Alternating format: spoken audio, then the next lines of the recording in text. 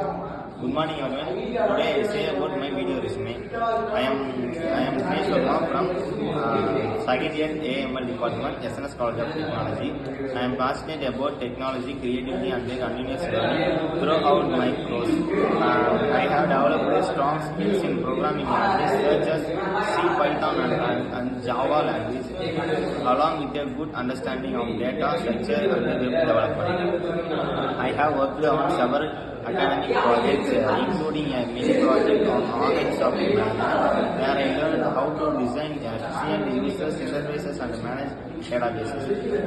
This experience improved my teamwork, problem solving, and time management skills.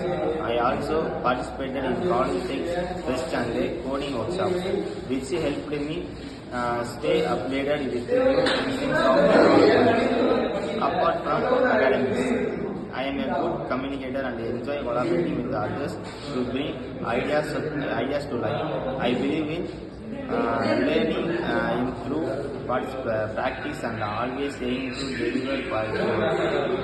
My goal is to start my career as a software developer in a reputed company where I can. Thank you.